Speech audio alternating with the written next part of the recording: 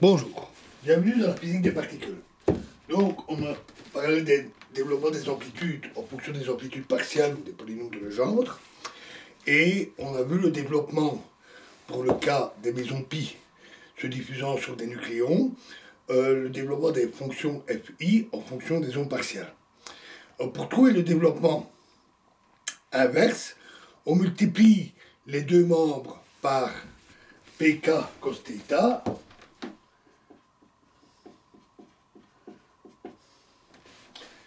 Et on intègre les deux membres sur cosinus θ dans les limites de -1 à +1.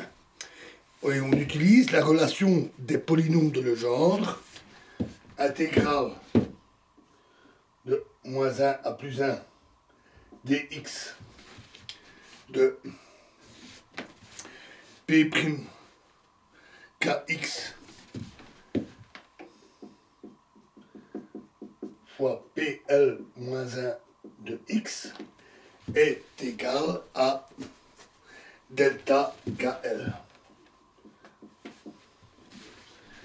En faisant ça, on obtient alors que FL plus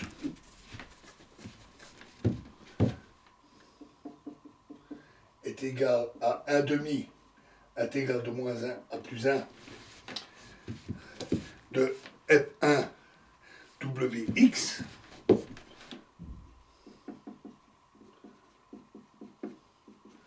plus fois PLX, je vous dis PLX, plus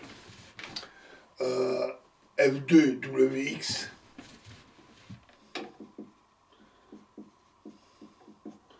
PL plus 1 x dx.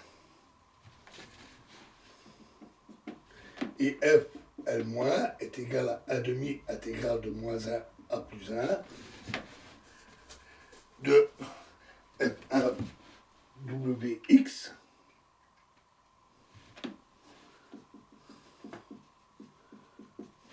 fois PLX plus F2 Wx fois PL plus 1 x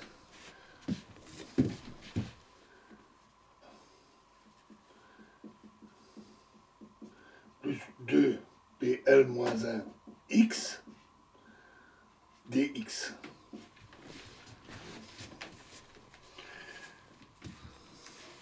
Voilà, alors, pour résumer, pour obtenir généralement le développement de l'amplitude de processus suivant les ondes partielles, moyennant les expressions générales qu'on avait vues, il faut premièrement choisir un système de coordonnées, deuxièmement, trouver les valeurs de grand M qui contribuent à la somme, troisièmement, trouver les valeurs de grand J qui contribuent à la somme, quatrièmement, fixer les valeurs définies des projections de spin, ms,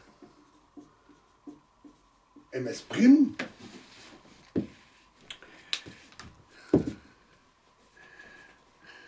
et sommer sur les J et M admissibles en utilisant les tableaux des coefficients de Clebsch-Gordan. Pour trouver le développement des fonctions fi suivant les amplitudes partielles, il faut premièrement réécrire les combinaisons de spin faisant partie de l'amplitude dans le système de coordonnées qui a été choisi précédemment.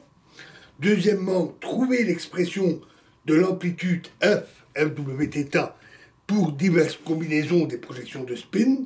Et troisièmement, égaler les valeurs des amplitudes des mêmes combinaisons de spin, ms et ms', et quatrièmement, résoudre le système qui est obtenu par rapport à fiwθ. Pour certaines interactions un peu complexes, ça peut être des calculs assez lourds.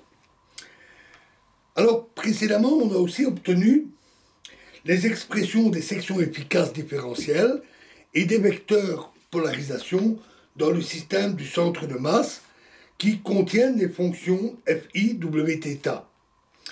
En remplaçant ces dernières par leur développement, suivant les amplitudes partielles, on obtient les expressions des sections différentielles et des tenseurs de polarisation à l'aide des ondes partielles.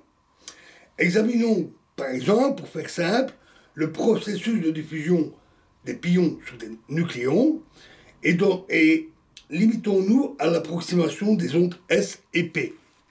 En utilisant les formules qui avaient été vues, on trouve alors que d sigma est égal à K' divisé par K fois F0 plus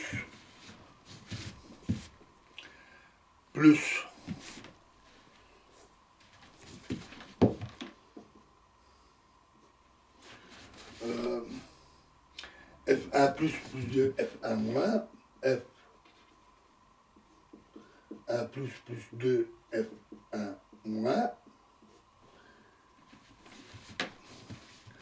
cos θ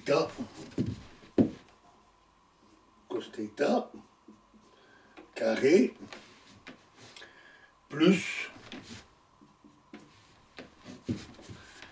F1 plus moins F1 moins carré moins F1 moins carré fois sin carré θ. Et de manière analogue, on obtient que P'N, la polarisation selon la direction N, est égal à 2 fois la partie imaginaire de F1 plus F1 moins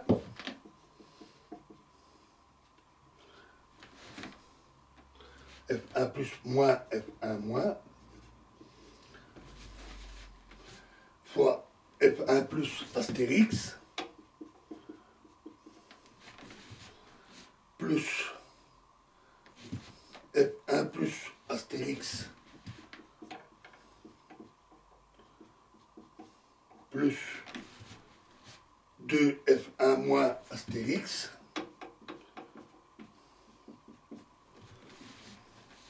fois cos θ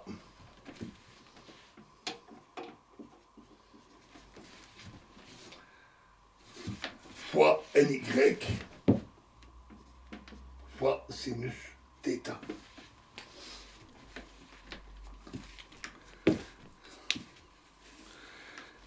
Voilà, alors, dans la prochaine vidéo, nous allons attaquer une autre forme d'amplitude qui est très utilisée.